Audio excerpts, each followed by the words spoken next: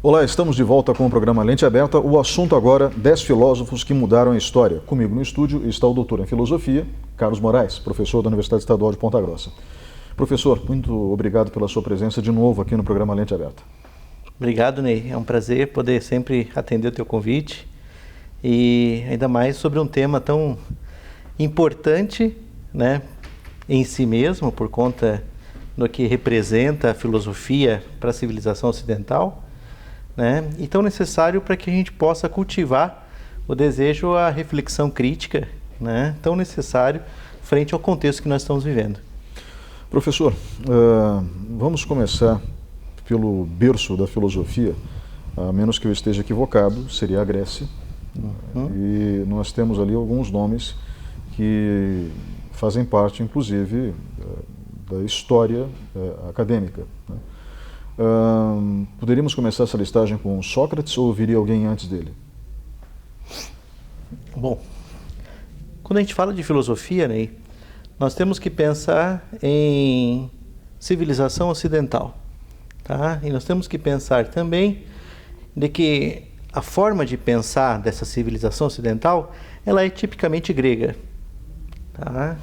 De tal maneira que, primeiro, não podemos falar de uma filosofia oriental. São saberes que ocorrem no Oriente, né? Mas não de uma filosofia propriamente dita. Filosofia é um modo de pensar grego e que marca o modo como nós no Ocidente pensamos, tá? E aí, nesse sentido, a categoria ser, ela é propriamente grega e ocidental, tá? Necessariamente, né? Iniciamos pela Grécia e Sócrates é o grande marco, né, do início de uma reflexão que aprofunda e constitui o conceito de filosofia mesmo, tá? Por mais que tenham alguns chamados também filósofos anteriores a Sócrates, como os filósofos naturalistas, e aí a gente lembra de quem? De Tales, de Mileto, Anaxímenes, Anaximandro, Demócrito, vários filósofos que a gente chama de filósofos naturalistas ou pré-socráticos, né? O grande marco da filosofia ocidental nós temos com Sócrates, né? Quando ele responde a grande pergunta da filosofia sobre a origem das coisas, né? Enquanto as pessoas buscavam nos elementos da natureza a origem de todas as coisas, né? Um sentido racional para a explicação do universo, Sócrates, ele disse, olha, conheça-te a ti mesmo, né?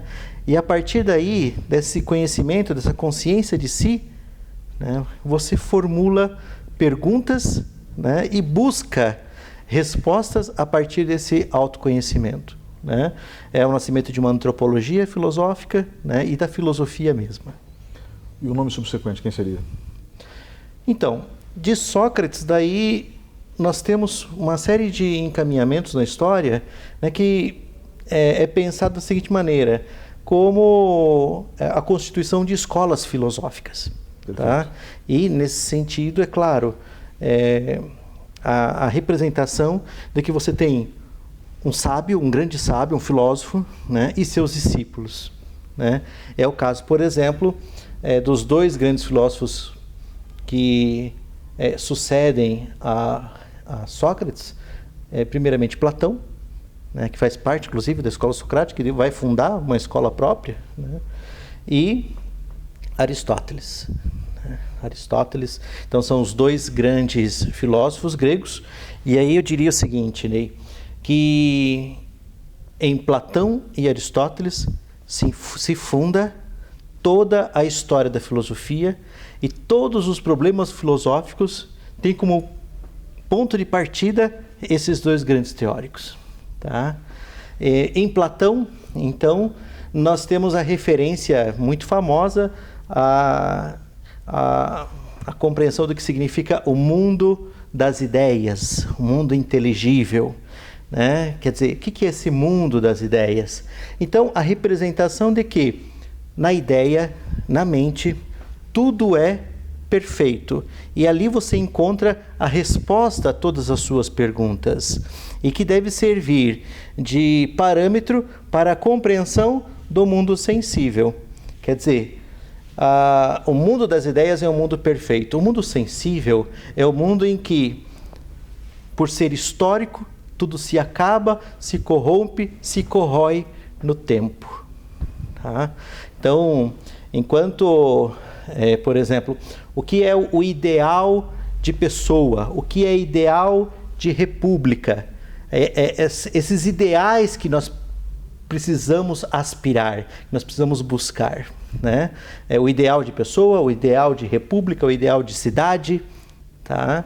E essas representações que precisam nos servir, né, de parâmetro para organizarmos a vida sensível. Isso veio de Platão. Platão.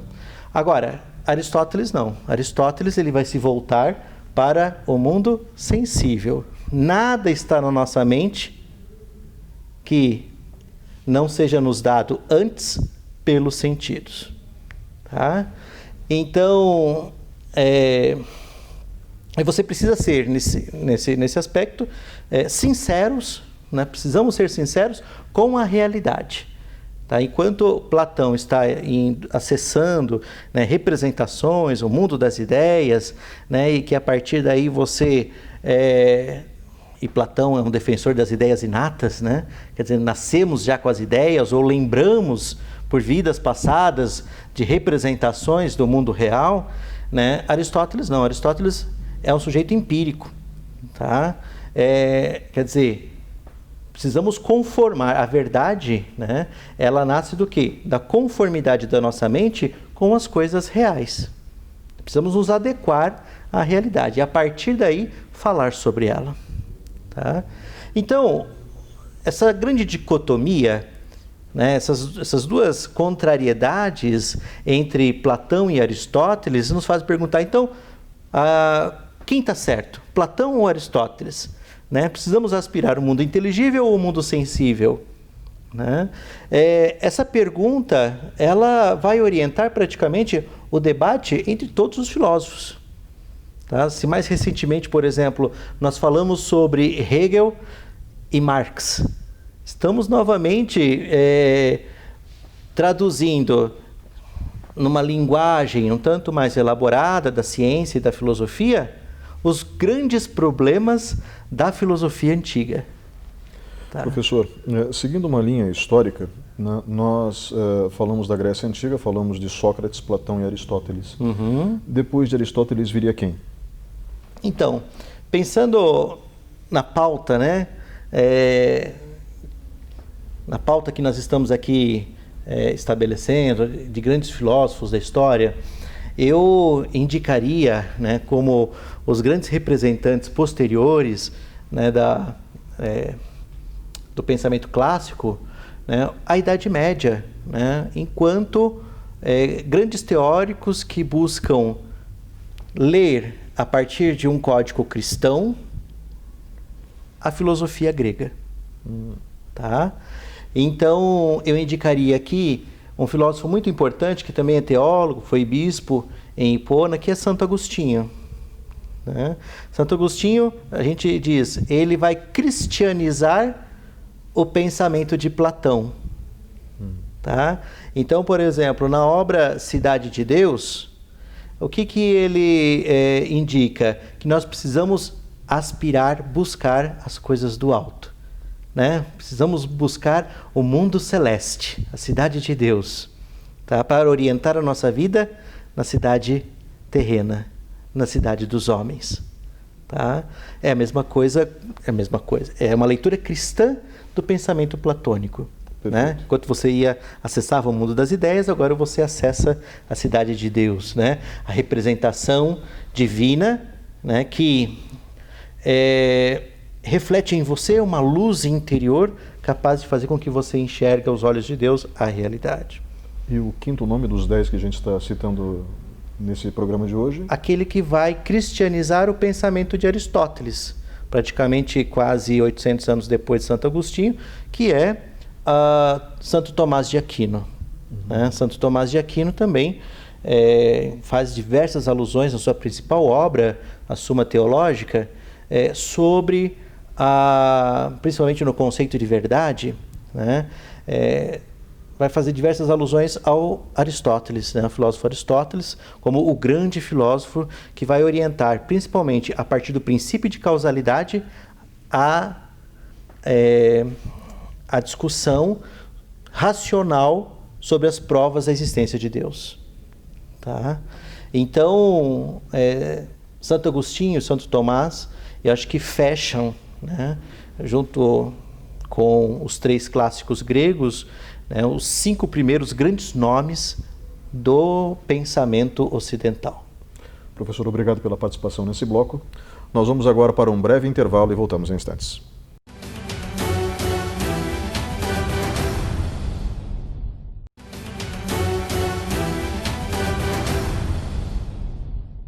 Olá, estamos de volta com o programa Lente Aberta. O assunto continua sendo 10 filósofos que mudaram a história.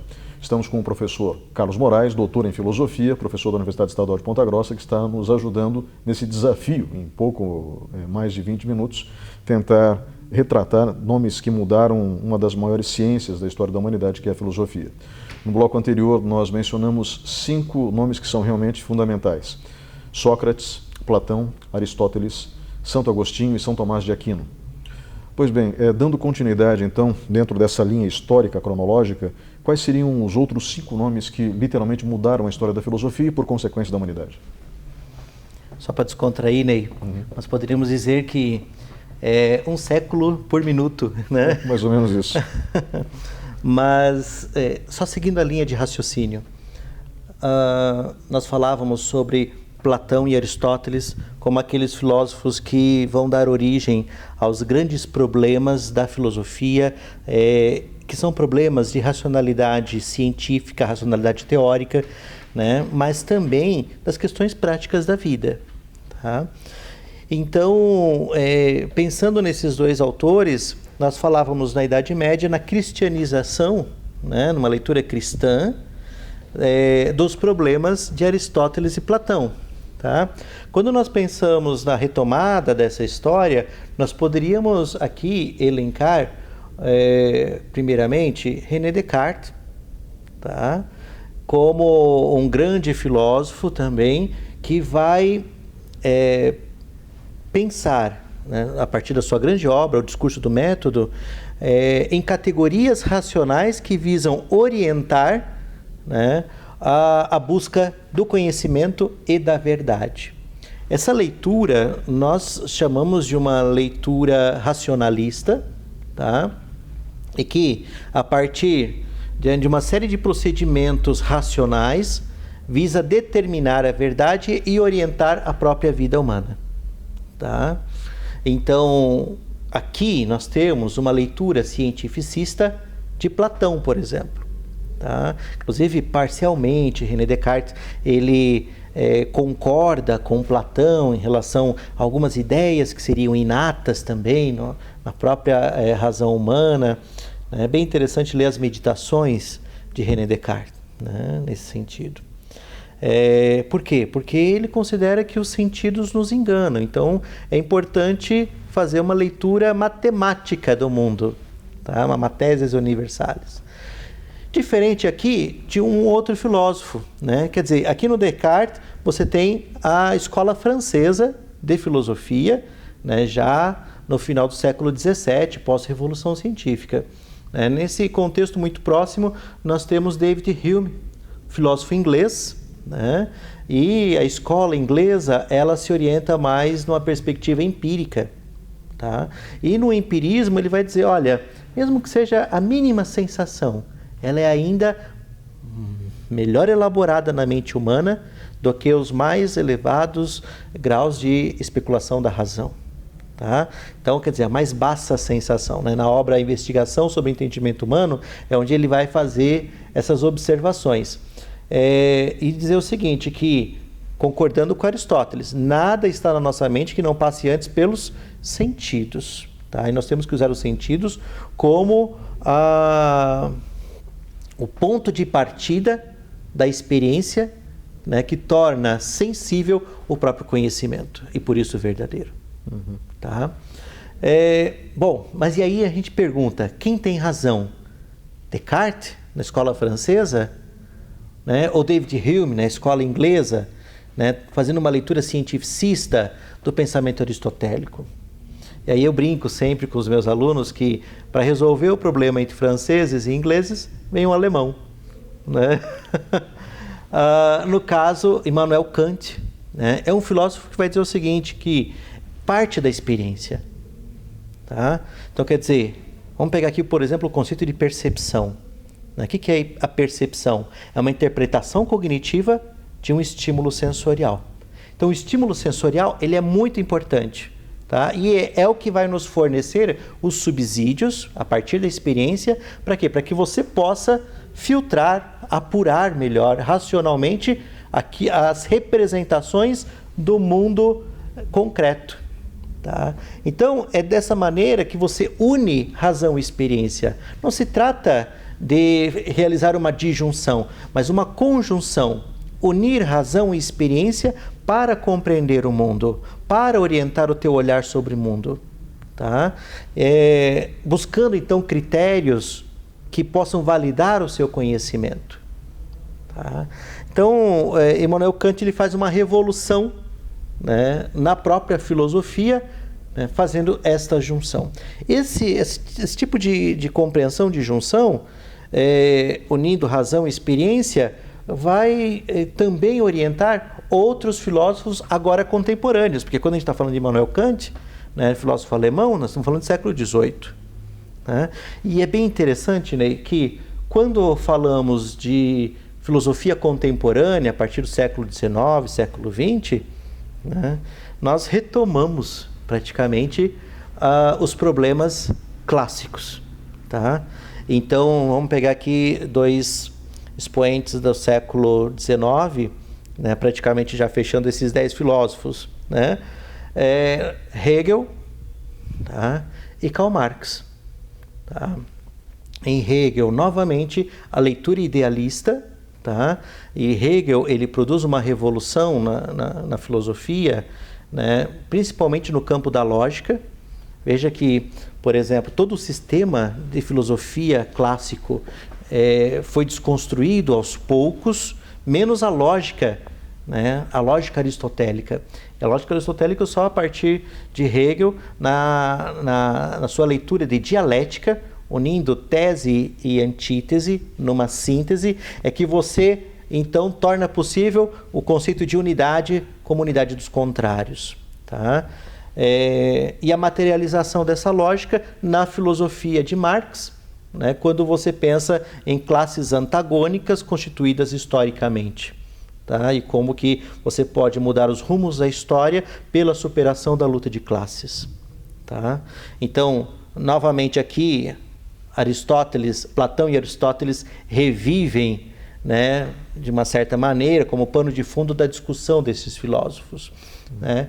E eu indicaria, só superando esses 10 filósofos que marcam a história, né, a gente chegar no século XX pelo menos, Martin Heidegger, na primeira metade do século XX, e Jürgen Habermas, agora na segunda metade até os dias de hoje, como os filósofos para fechar, né, esse debate epistemológico, ético, lógico da filosofia. Então é difícil fazer uma lista com 10, tem que ter pelo menos 12. 12 iria muito bem. Ok, mas se a gente tivesse que resumir em 10, terminaríamos em Marx. Sim, sim. Né? Não que eu digo Heidegger porque e Habermas não sejam importantes, não se trata disso. Sim. Eles são filósofos que praticamente, claro, a seu tempo estão completando, né, todo esse debate, né, a partir do quê? De uma releitura da ideia de ser, com Heidegger, e com a constituição do paradigma da linguagem, né, com todos esses problemas epistemológicos, éticos e políticos, com Habermas agora.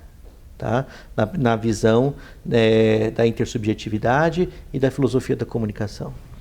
Professor, de uma maneira muito simples, eu preciso que o senhor fale antes sobre tese, antítese e síntese no pensamento de Hegel e, por último, em relação àquilo que Habermas deixa como lição, embora ele esteja fora da listagem dos 10. Isso. Por favor, tese, antítese e síntese? Então, essa ideia da lógica de Hegel, né, e ele tem um tratado.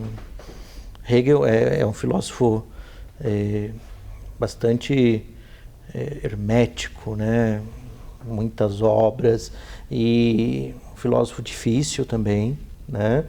Não é como você ler um romance, um livro, né, um jornal. É preciso degustar com muito tempo cada página de uma obra de Hegel, né?